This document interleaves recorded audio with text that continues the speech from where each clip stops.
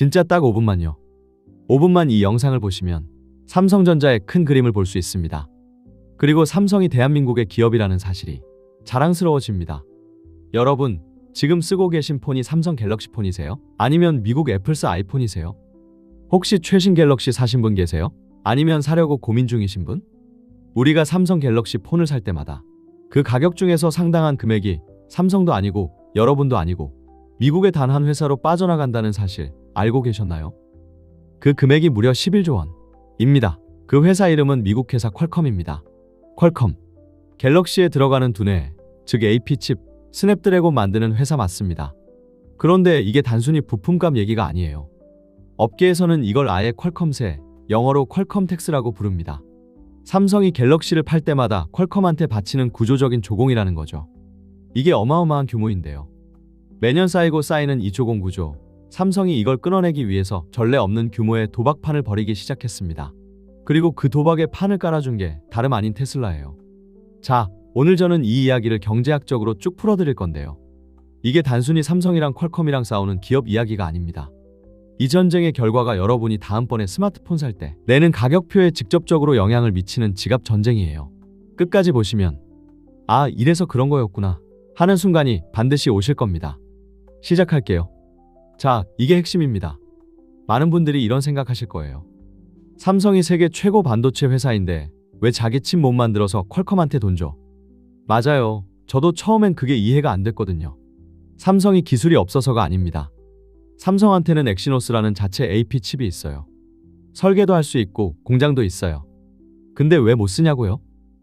여기서 수율이라는 개념을 이해하셔야 해요. 이걸 쉽게 비유하면 삼성 반도체 공장은 빵 공장이에요.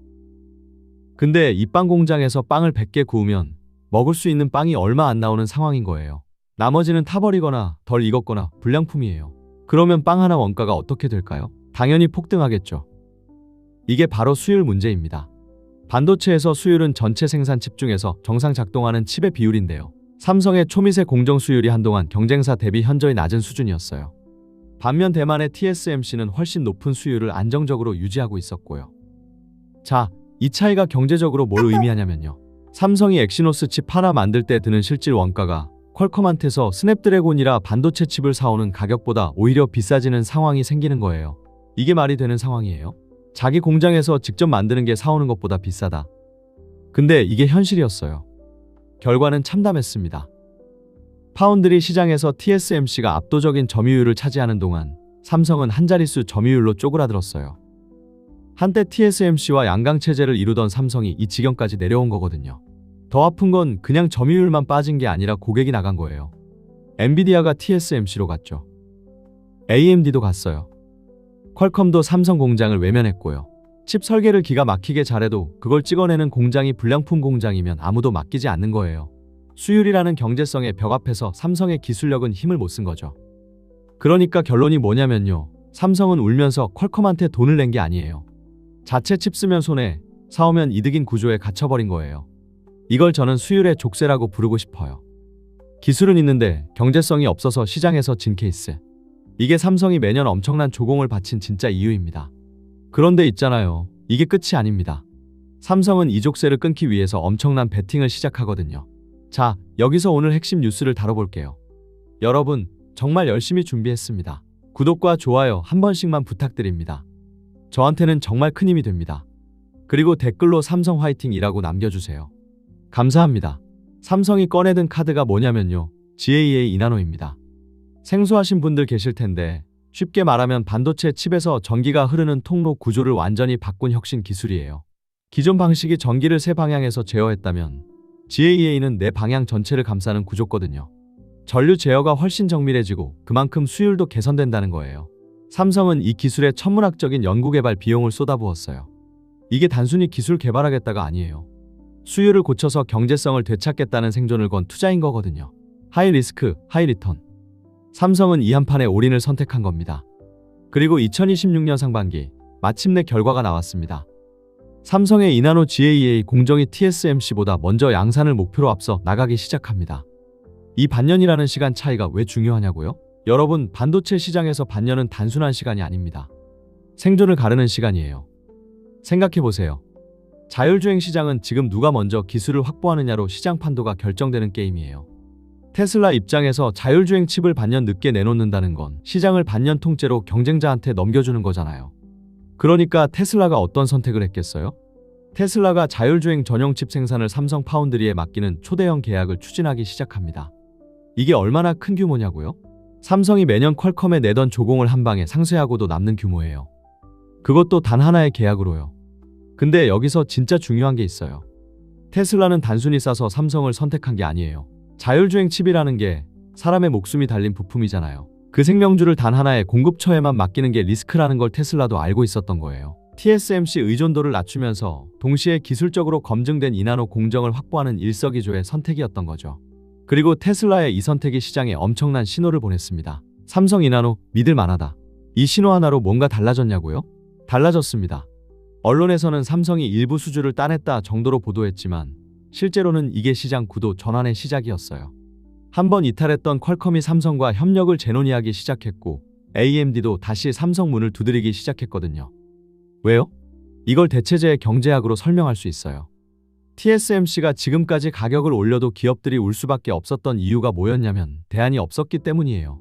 믿을 만한 대체제가 없으면 독점자는 가격을 마음대로 정할 수 있잖아요. 근데 삼성 이나노가 검증이 되는 순간 TSMC의 가격 결정력이 흔들리기 시작하는 거예요. 테슬라의 이번 계약 추진은 단순한 수주가 아니라 반도체 파운드리 시장의 독점 균열 신호탄이었던 겁니다. 더 큰 그림을 봐야 합니다. 이게 단지 삼성이 잘 됐다는 이야기가 아니에요. 이 변화가 여러분 지갑에 어떤 영향을 미칠지 이제부터 두 가지 시나리오로 말씀드릴게요. 자, 이제 핵심 중의 핵심입니다. 오늘 영상의 존재 이유라고 해도 과언이 아니에요. 일단 기술적인 성과부터 확인하고 넘어갈게요.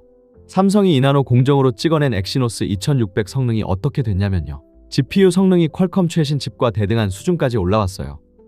그리고 NPU, 그러니까 AI 연산 능력은 퀄컴을 오히려 앞서는 결과가 나왔습니다. 갤럭시 AI 기능이 점점 중요해지는 지금, 이게 굉장히 의미 있는 변화거든요. 이제 두 가지 시나리오입니다.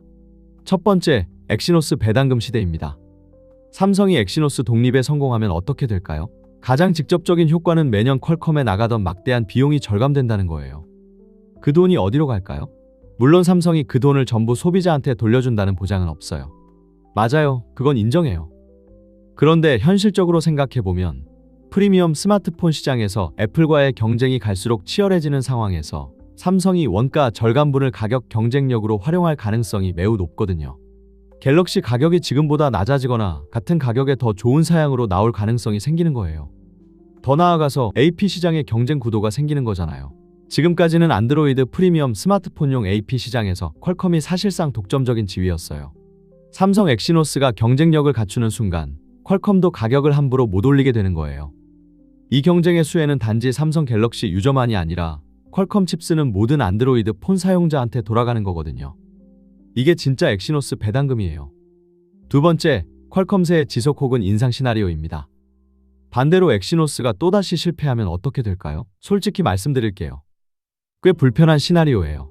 삼성은 다시 퀄컴에 완전히 의존하게 되고 퀄컴 입장에서는 삼성을 대체할 게 없다는 걸 알기 때문에 가격 협상력이 더 강해져요. 실제로 퀄컴은 최근 몇 년간 AP 가격을 꾸준히 인상해온 흐름이 있거든요. 한번 묶이면 끊기가 더 어려워지는 구조예요. 게다가 만약 엑시노스 재도전이 이번에도 실패하면 삼성이 다시 도전할 여력이 남아있을까요? 시장의 신뢰가 두 번 무너지면 세 번째 도전은 훨씬 더 어렵거든요. 그렇게 되면 우리는 계속해서 퀄컴세가 포함된 스마트폰 가격표를 마주해야 하는 거예요. 자, 여러분은 지금 어느 시나리오가 더 가능성 있다고 보세요? 저는 개인적으로 첫 번째 시나리오로 기울어지고 있어요. 이유가 있거든요. 재미있는 시그널이 하나 있는데 최근 퀄컴 CEO가 삼성에 대한 발언을 할 때 자신들의 시장 지배력을 굳이 강조했어요. 왜 굳이 이 얘기를 했을까요? 통상적으로 독보적인 1위 기업은 점유율을 굳이 언급하지 않아요. 당연한 거니까요. 그런데 이걸 직접 언급했다는 건 그 지위가 흔들릴 수 있다는 걸 내부적으로 인식하고 있다는 신호일 수 있어요. 경제학적으로 이건 독점적 지위의 균열을 인정하는 불안감의 표현이거든요. 테슬라 계약 추진 이후 나온 발언이라는 점에서 더욱 의미심장합니다. 마지막으로 오늘 핵심을 정리하고 가겠습니다. 삼성의 엑시노스 독립전쟁, 이걸 그냥 삼성이 자기 칩 개발하는 이야기로 보시면 안 돼요. 이건 훨씬 더 큰 경제 구조의 이야기예요. 파운드리 수율이라는 생산의 경제학이 삼성을 막대한 조공 구조로 밀어넣었고 이나로 GAA라는 기술 혁신이 그 족쇄를 끊을 열쇠가 됐고, 테슬라의 초대형 계약 추진이라는 시장 신호가 TSMC 독점 구조의 균열을 만들기 시작했어요. 그리고 그 모든 연쇄 반응의 끝이 여러분이 다음에 사는 갤럭시 스마트폰의 가격표에 찍히는 거예요. 거시 경제의 흐름이 결국 개인의 지갑으로 흘러들어오는 이 연결고리. 이걸 이해하는 것, 그게 경제를 이해하는 가장 실질적인 방법이라고 저는 생각하거든요. 물론 엑시노스 2600이 갤럭시 전 모델에 탑재될지 일부 지역에만 들어갈지는 아직 지켜봐야 해요. 삼성 파운드리 수율이 실제로 얼마나 안정화됐는지도 시간이 더 필요하고요. 그건 솔직하게 인정합니다. 하지만 방향은 분명히 바뀌고 있어요. 삼성이 포기하지 않고 이나로 GAA에 올인했고, 테슬라가 그 기술을 초대형 계약으로 인정하기 시작했고, 떠났던 고객들이 돌아오고 있어요. 이 흐름이 계속된다면 여러분은 멀지 않은 미래의 퀄컴스에 없는 갤럭시를, 혹은 지금보다 훨씬 합리적인 가격의 스마트폰을 만나게 될 수 있어요. 자, 이제 여러분 차례입니다. 댓글로 꼭 의견 남겨주세요.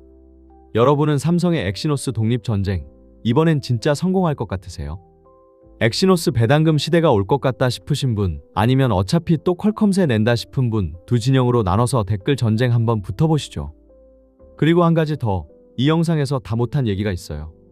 TSMC가 이 상황에 어떻게 대응할 것인지, 그리고 인텔 파운드리는 이 판에서 어떤 역할을 하게 될지. 파운드리 3파전의 진짜 그림 다음 영상에서 이어서 해드릴게요. 구독이랑 알림 설정 해두시면 놓치지 않으실 수 있습니다. 오늘도 끝까지 봐주셔서 감사합니다. 오늘 하루도 행복세요.